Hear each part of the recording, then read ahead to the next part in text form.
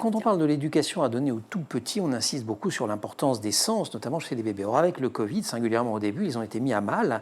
Par exemple, on ne pouvait plus toucher. Donc ça, on s'en souvient. Oui. Pourquoi c'est si important de toucher et d'être touché quand on est un C'est pas... bébé? Non seulement c'est important, mais c'est essentiel vital, en fait. C'est ouais. vital. Et ça nous a semblé aussi une évidence au bout d'un moment. Hein. Je dis ça parce qu'on était aussi un peu sidérés au début, mais petit à petit, on s'est dit, mais enfin, c'est quand même très contradictoire cette demande-là de ne pas se toucher pour les bébés. Le Covid, pour nous, c'est un peu l'attaque des corps et des liens. Et ce qu'il y a d'essentiel pour le tout petit, c'est le corps et le lien. Donc voilà, il y a quelque chose qui est fondamental là. Qu'est-ce qui se passe pour un bébé, un petit enfant qui est privé de ce lien-là? Alors pas avec les parents pouvaient continuer, mais avec les autres. Alors ils pouvaient continuer avec les parents, évidemment. Heureusement que cet essentiel-là n'a pas été touché.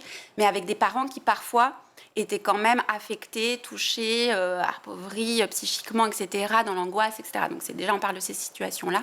Et pardon, du coup, vous disiez... Et le fait de ne pas être touché, de ne pas être pris dans les bras, de ne pas être c'est quelque pris chose... par l'un, par les autres, en quoi ça affecte en fait l'enfant, ce défaut de rapport au physique?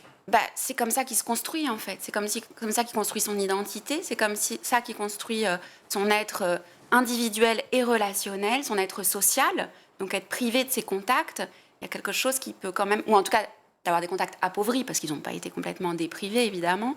Mais il y a quelque chose qui peut petit à petit se déliter dans cette inscription, dans son corps, dans son identité, et dans le relationnel, et dans le social.